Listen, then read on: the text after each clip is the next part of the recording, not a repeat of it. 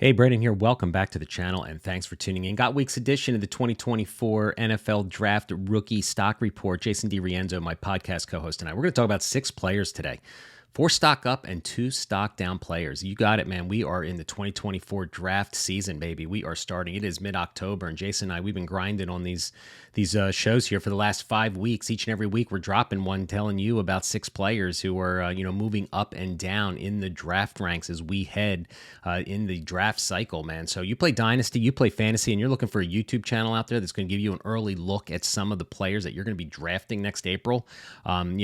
Subscribe to the channel, man. I got a lofty goal of trying to hit 10,000 subscribers by the end of the year. So just hit the subscribe button, man. If you enjoy the content at all, I'd really, really appreciate it. It's all I ask is for you to take a look. So got tons of content on this channel, man. We're going to have film breakdowns. I got highlight clips and highlight films and all sorts of great content for your 2024 rookie draft, as well as 2025 and 2026. So if you're deep junkies like us and we'd like to look forward to the future, again, we got a ton of content on here. So here's a recording from our podcast this week. 4 stock up players, 2 stock down players. Check it out. Thanks for watching. All right. So let's get to our NFL stock report. All right. And I want to talk about a player I just kind of talked about a little bit earlier, and that is Marshawn Lloyd, 5'9", 210 pounds. Man, he looked good in this game against Arizona. 15 receptions, 15 carries, 86 yards, 5.7, had a touchdown as well. But on the season, 519 yards, 4 TDs, averaging 7.7 yards a tote, coming from South Carolina. This is what we were hoping for. He would go to USC. I know he's playing against the Pac-12. I kind of wish he stayed sometimes playing in the SEC. I devalue Pac-12 kind of running backs as a rule that I have, being burned so many times on them. But in any case, Lloyd is a guy that I've always liked. He came off the ACL and he's starting to get a little traction. I've been on record saying that here we are in October. I really, really feel like this running back class is wide open, man. And by the time the combine comes and we get a full season of college football, I think Marshawn Lloyd's name is going to be someone that we talk about a little bit more than people are talking about it now. He's right now an obscure player that's maybe back in the top 10 somewhere. I could see him maybe getting up to the 5 or 6 conversation by the time all the testing is done and everything like that, if he continues to stay healthy. But man, he had 2 or 3 runs in this game, Jason, against Arizona that just made me remember what I watched in high school of just his ability to cut and make guys miss and redirect and accelerate. And I watched the game. I said, he's got to be a stock up player for me for my NFL stock show. So. Yeah, I agree. And I'm so happy we get to talk about Marshawn Lloyd in a positive light. It's so much fun. Yeah. All right. My stuck up guy, and this is a tough one because it's going to replace a guy that I liked in Luke Lachey, but that is tight end Eric All. So I'm going to give the tight end position some love. And hey, it's another Iowa tight end. Now, Eric All did come over from Michigan. He spent his last 4 seasons there, transferred over to Iowa, and that's probably a good idea considering the way that they are just manufacturing NFL tight ends. Luke Lachey went down. He's out for the season. Step in Eric All, and he had a great game against Purdue, had a couple really nice catches.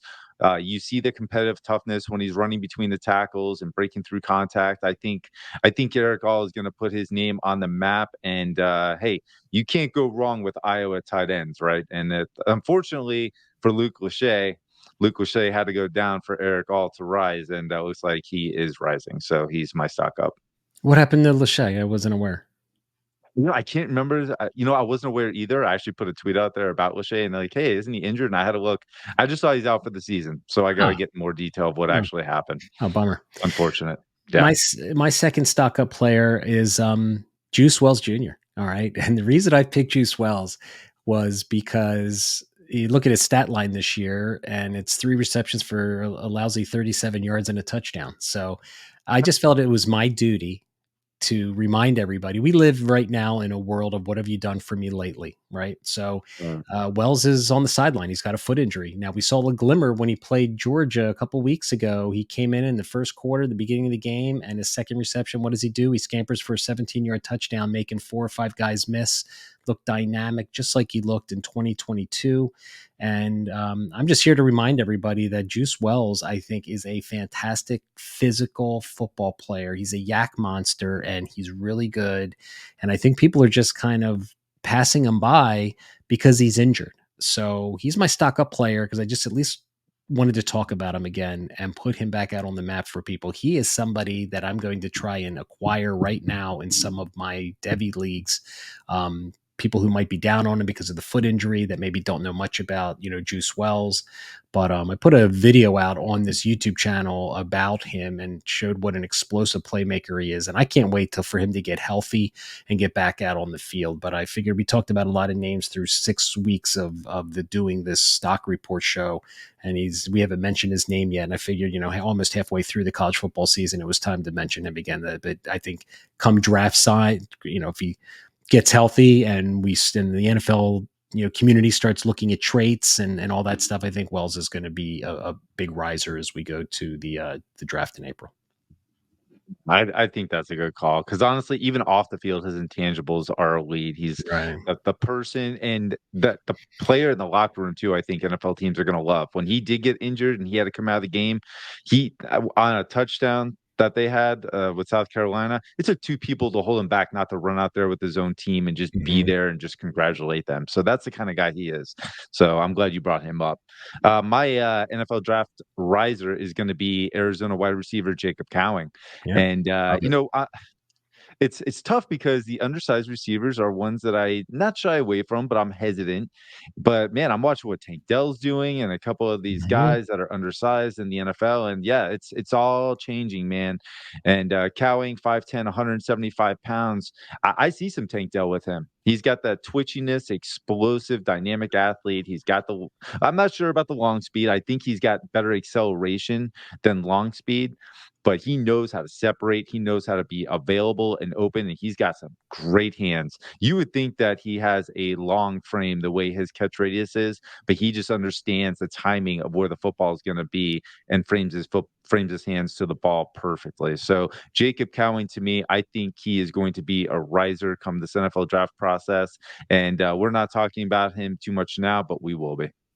Hey, he had 4 touchdowns against USC this week. So, I mean, Yeah. he was So you there's know, the game, right? yeah, and remember what Cooper Kupp said, man. He said short area quickness over long speed when it comes to wide receivers, hands down. I And I'll agree with never, that. 100%. Yeah. well, that he was interviewed and he had said, what about long speed? He's like, forget about long speed. It's all about short area quickness, which is meaning you get open and you give your quarterback a target, and he's probably going to fit the Eh, bill for a player like that, like you said with Tank Dell. So all right, so there's our 4, stock up players, everybody. So let's talk about 2. Each will talk about stock down, and I want to talk about Emeka Egbuka as my stock down player. All right. So, and the reason I'm doing that is I'm looking at a tweet that I put out last year that I had 450 people respond to, and my question was out on Twitter: is Emeka Egbuka a lock to be the number 2 behind Marvin Harrison Jr., the number 2 receiver? And 83% of the people said yes.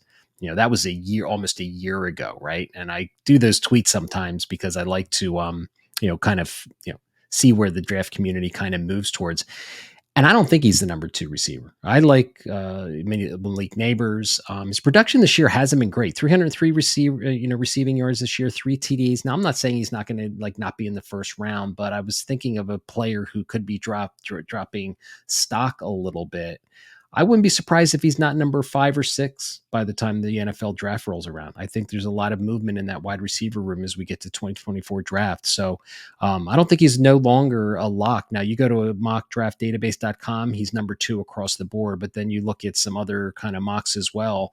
I saw a mock where he wasn't going until the 2nd round. So I think there is, it's still open for, he's an Ohio State wide receiver. He's got the pedigree. I know that. And I'm not saying I don't like the player. He's still in my top 5, but I figured, we'll just talk about him just as a stock down player because, he might not be that slam dunk number 2. Might be surprised at who gets drafted. You and I did a film review on him, Jason, last year. And I don't think we came away like overly enamored that he was like a We clear, weren't sold at that point either. yeah, he's a No. bona fide stud. And here you think he'd be a security blanket for Kyle McCord this year. He has 3 receptions, 7, 4, 5, and 3. We haven't had that wow moment game yet where he's putting, and the receptions that he has are all been like, okay, he's out open in space, but I'm not seeing, so I just chose him as my stock down player a little bit. He's, not stock way down, but stock a little bit down. No, it makes total sense. I think the one game that I was impressed with, and it's probably because I watched the whole thing, was the Notre Dame Ohio State Yeah. game. He had some clutch catches in that game. But I'll tell you what, if we included tight ends in our wide receiver rankings based on them being receivers, I mean, I'd be taking Brock Bowers over Emeka Buka Mhm. every day of the week. I think Brock Bowers would be that guy that I feel like is going to change my roster. So, yeah, I completely agree that he's definitely not the locked in number two, and Malik Neighbors seems to be that guy now. Who's your stock down player? Oh, sorry. Yeah, Uh, you got one so left. I'm gonna go with I do. I'm gonna go with Quinn Ewers. Yeah. Based on what I've seen, the mental processing is just not there. He doesn't read the defenses very well. He gets fooled a lot by safeties and corners. Linebackers understand exactly how to manipulate him with their pursuit angles. I'm just, we see the big wow moments with his throws, but I feel like it's another like Christian Hackenberg effect where we got a 5-star quarterback and we want him to be good and we drafted him in our leagues, but really he just hasn't put it all together to make me feel like he's going to be a good NFL starter who's not going to turn the ball over a ton, especially in his first year. So for me, I don't feel comfortable with that. I'm going to be anxious to really watch more of his film and see maybe what he's seeing on the field if we can get our hands on some all 22. But the eye test right now, I just don't see it with Quinn Ewers. He makes too many mental mistakes for me to feel comfortable with him.